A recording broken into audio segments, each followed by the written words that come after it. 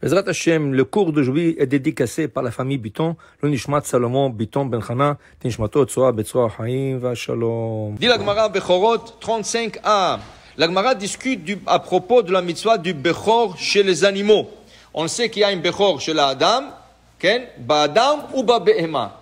On sanctifie le premier-né de l'homme et de l'animal. Alors de chez les hommes, on le rachète chez le Kohen. Et l'animal, on ne peut pas la racheter, alors dans ce cas, on le donne au Kohen. C'est un animal sacré. Alors par exemple, la Gemara a parlé ce matin de brebis. Une première brebis, un mouton, il est sorti en premier, tu dois le donner au Kohen. La Gemara, ce matin, on met un cas qui est arrivé. Les enfants avant, avec quoi ils jouaient? Les enfants avant n'avaient pas iPhone, ni tablette, ni Nintendo, ni tous ces jeux-là, où ils jouaient à la campagne. Et avec qui ils jouaient? Ils jouaient avec des brebis. Ils jouaient avec des brebis. Alors voilà des petits enfants qui se sont amusés. Qu'est-ce qu'ils ont fait? Ils ont pris 4 brebis, ils les ont attaché la queue, une dans l'autre. Maintenant le brebis il commençait à paniquer, il voulait se détacher, chacune commençait à courir d'un côté. Il y a une brebis qui s'est déchiré la queue. Mais cette brebis qui s'est déchiré la queue, c'était un bechor.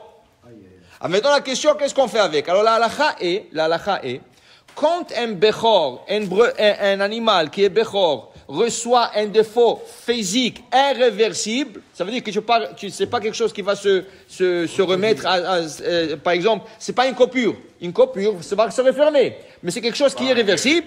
Dans ce cas, la halakha est que tu rachètes la brebis et tu peux la manger. Et l'argent, tu donnes au Beth Amikdash. La question qu'il y avait la Gemara ce matin, mais ici, c'est les enfants qui ont attaché la queue de brebis. Alors n'importe qui, il va prendre sa brebis, il va lui faire un défaut physique pour la racheter. Alors dit la Gemara, comme les enfants étaient en train de jouer, eux, ils n'avaient pas l'intention de faire un défaut physique chez l'animal. Eux, ils étaient en train de jouer.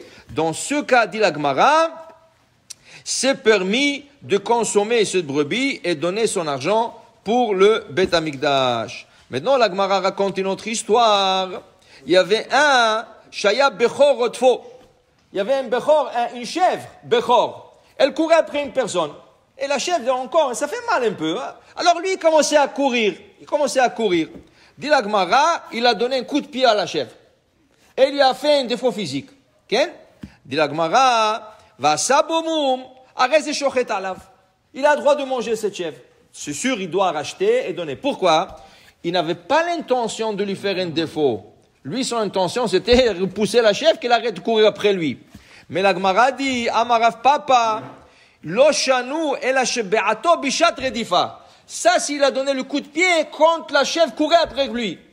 Mais si la chèvre a arrêté de courir après lui, et lui, il a fait quelque chose, après 10 minutes, il est revenu, il a vu la chèvre, il lui a donné un coup de pied, il lui a fait un défaut. Qu'est-ce qu'on dit? Il dit la Gemara, Assour, il n'a pas le droit de racheter cette chèvre. Pourquoi? Maodetema, qu'est-ce que je peux dire? Tsa'are ou dimitkar, est-ce que c'était une vengeance? Lui, il n'avait pas l'intention de lui faire un défaut physique. Non, il s'est rappelé que cette chèvre lui a couru après, lui voulait venger d'elle, lui a donné un coup de pied. Dit la Gemara, non, c'est pas ça. De Kamashmalan, le chidouche de la Gemara, c'est si la chèvre n'a pas couru après toi maintenant, et tu lui as donné un coup de pied, nous on considère ça comme un défaut physique fait volontairement par la personne. Dans ce cas, cette personne n'aura pas le droit d'acheter cette brebis parce que c'est lui qui a provoqué ce défaut. Okay? Comment? Tu la laisses paître jusqu'à qu'elle meure dans la montagne. Ok? Tu la laisses paître. Maintenant, à moins que tu veuilles l'offrir comme ça au Kohen, sans sacrifice, sans faire un sacrifice, tu l'offres à un Kohen, quelque chose comme ça, mais tu la laisses. Alors, qu'est-ce qu'on voit de là? On voit de là que des choses qui sont faites des fois involontairement, malgré qu'ils sont passés par un passage, un niveau d'un péché, si on veut, parce que c'est assourd de faire un défaut dans un animal, okay? Mais si ça a été fait en exprès, c'est permis des fois d'en utiliser. Alors, je vous donne un exemple. Il est interdit d'utiliser un goy pendant Shabbat pour lui dire de faire les affaires. Toi, tu n'as pas le droit d'ouvrir la lumière. Mais tu as un gars qui travaille pour toi, tu lui dis, s'il te plaît, il fait noir ici, ouvre-moi la lumière. Mais toi, tu n'as pas le droit. Tu n'as pas le droit de dire à un goy. Le goy ne peut pas faire des choses que toi, tu ne peux pas faire. Okay? Alors, si tu n'as pas le droit d'allumer la lumière, le goy ne peut pas l'allumer pour toi. Tout ce que tu ne peux pas faire toi, le goy ne fera pas pour toi. Okay? Qu'est-ce qui arrive si le goy l'a fait de lui-même? Alors ça veut dire que moi, qu'est-ce que je lui fais? Qu'est-ce que je lui dis? Il dit, écoute-moi, va dans la chambre là-bas, j'ai un livre, la prière, j'ai besoin de mon livre, la prière. Mais la chambre là-bas, elle est obscure. Il ne peut pas voir le livre. Alors il est obligé, ce gars-là est obligé, quand il rentre dans la chambre, d'ouvrir la lumière. Il a ouvert la lumière, pour trouver un livre. Dit la Gemara, dans ce cas, tu as le droit d'utiliser la lumière après. S'il a laissé la lumière ouverte, toi, tout le Shabbat, maintenant, tu peux utiliser la lumière.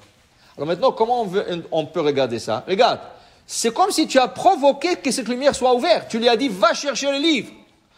Mais il faisait noir là-bas, il ne pouvait pas chercher le livre s'il n'ouvrait pas la lumière. C'est comme si je le provoquais. Mais comme je n'avais pas l'intention qu'il ouvre, moi, ça ne me regarde pas, qu'il le trouve dans l'obscurité. Moi, qu'il ouvre la lumière ou pas, ça me donne rien du tout. J'ai aucune intention qu'il m'ouvre la lumière.